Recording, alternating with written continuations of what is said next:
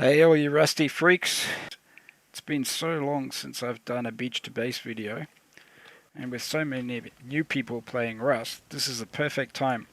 One of the hardest things to do in Rust when you're new is just getting off the beach and putting down a starter base. So whether you're brand new or you're a veteran, here are my tips for getting this done as quickly and efficiently as possible. One of the biggest mistakes people make is starting to farm or starting to PvP. The thing you want to do is get away from the spawn area as quickly as possible. Don't stop to farm. Just do what I'm doing here, which is grabbing pickups off the ground. The pickups are wood, stone, hemp, and food.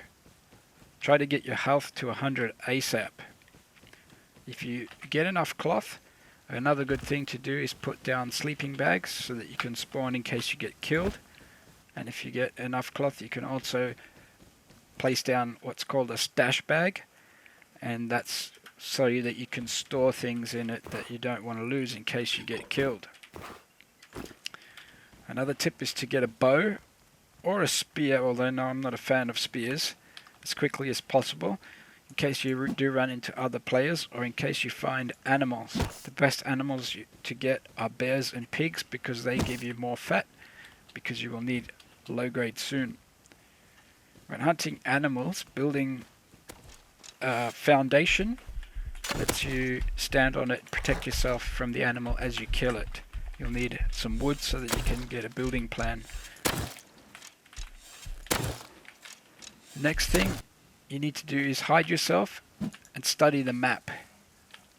What I'm doing here is looking for things like water,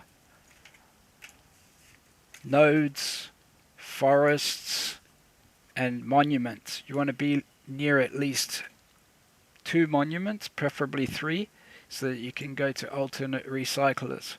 It's also good to be near the, see this little monument there?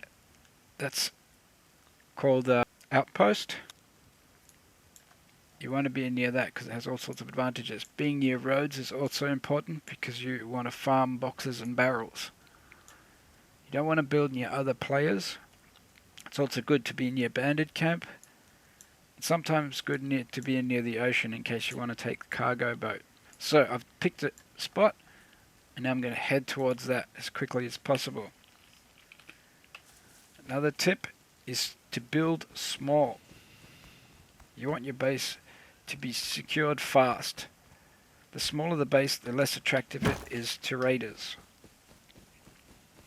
If you like your location, build it so you can expand it as you progress, without having to build a second base.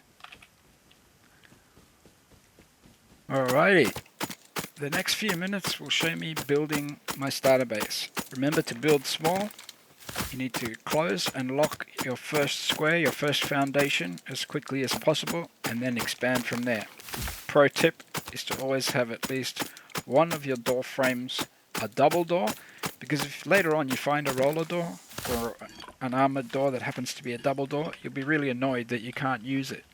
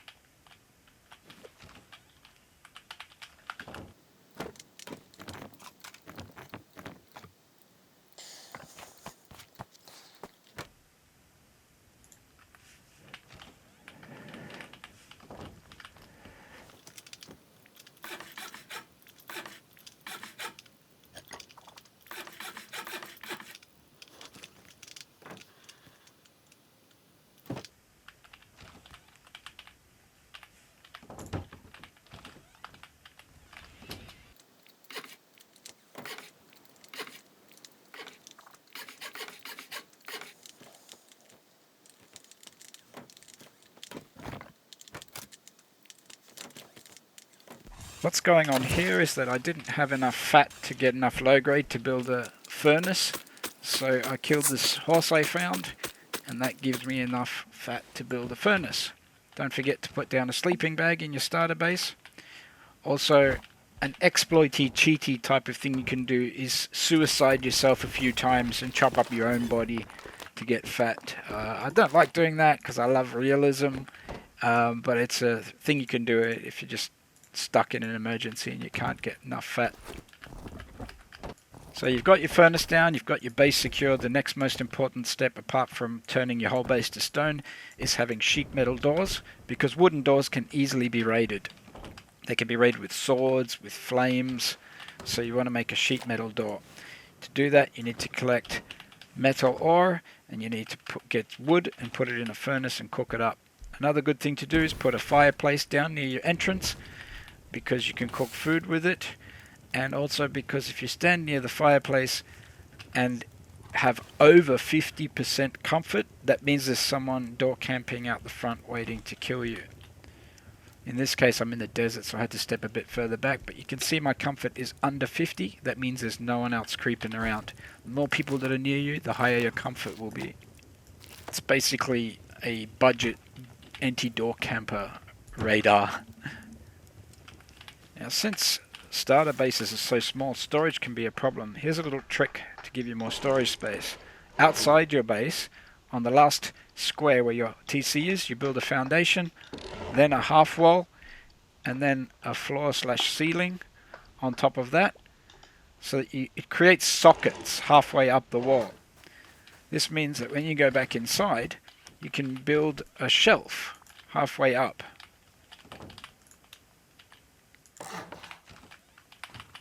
There, that's your shelf. You can place boxes on top of that. I'll just show you quickly an example of putting a box up there on the shelf. If you do this right, you can actually place two big ones up there, but I don't have enough resources to do that at the moment, so I'm just going to put a big one and a small one. But you get the idea. It saves you a lot of space.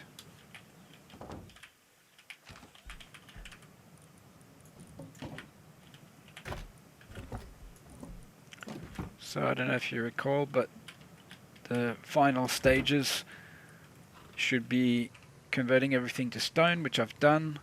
I've put down my little first workbench, and now we have enough metal to put our first sheet metal door down, and you should not log off until you've got your sheet metal doors down. Oh, my horsey died. Anyway, guys, I realize this is a rather abrupt ending, but there it is. I've got my starter base down. I survived from beach to base. It's small, in other words, not attractive to raiders. I have built it up against the rocks, so this is clearly not a base I intend to expand. But if you wanted to build a base that you can expand, you'd build it more out in an area like that, where you've got room. And what you might want to do is keep expanding from here in a circle till you get to here, which makes it like a 2x2 size. And then perhaps your very last area, you'd close it off completely and then make a jump up using a fireplace to jump up on. And then the only way into your base is from the second floor, forcing people to drop down to get into your base. Because then you can put a shotgun trap so that the minute they drop down, they fall down into shotgun traps. That's one of my favorite tactics for making my base strong, hard to raid through doors, and also impossible to go deep on. So I want to keep this video short. A couple of pro tips for those people who did watch till the very end. What flank bags, so that because new players might not understand. So there's my little starter base.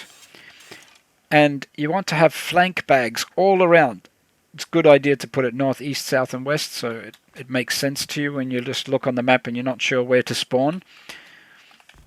So let's say south. Nowadays, your bag shows you whether you're too close. See, if I put this bag here, the bag timer will be exactly the same as for my the bag inside my base. So if I get killed right at my door, I won't be able to spawn here because the bag timer will be the same.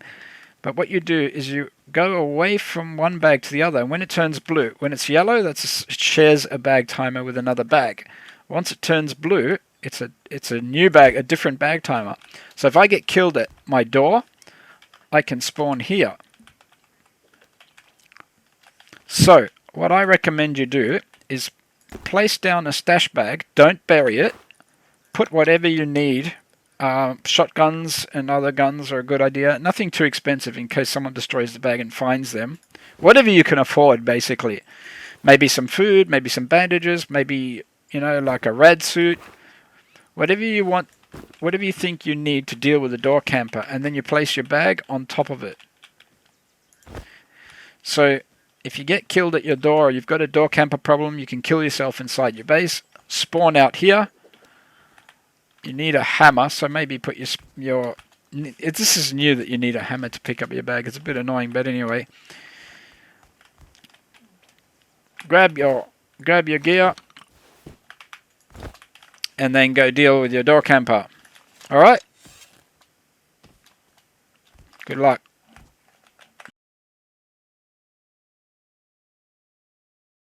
Yeah, there's another little tip as a thanks for waiting.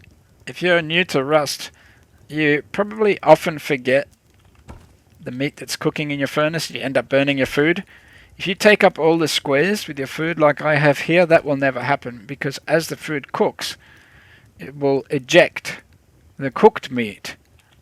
It might, yeah, you do have to turn it back on because it stops. See that? The meat's popped out and it's stopped. You have to turn it back on. But at least this way you'll never accidentally burn the meat. Not until you get an empty space like that. A fun thing to do, a good tactic to do, is to get over to all the different monuments and put a sleeping bag near all of them. And just whenever you happen to die, spawn naked at, like, let's say you've got a sleeping bag there, just spawn there. Loot the whole power plant, or as much of it as you can. It depends on radiation. Some monuments you can't. But yeah, just loot up as much loot as you can and try and run all the way back to your base. If you make it, hey, free loot. If you don't, it hasn't cost you anything. You'd be surprised how often you make it back. That's free loot. Alright guys, peace, love and mung beans. Please click like, please subscribe if you haven't. Most of you watch these videos aren't even subscribed. Please, I really need to get to 1,000 subscribers so that I can monetize this channel. And yeah, hope you have a happy 2021. Paxus out.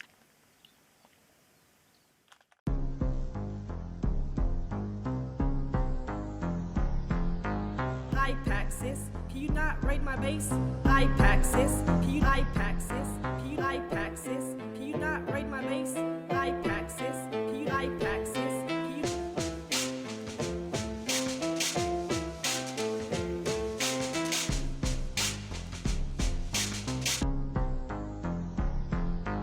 Hey, you rusty freaks.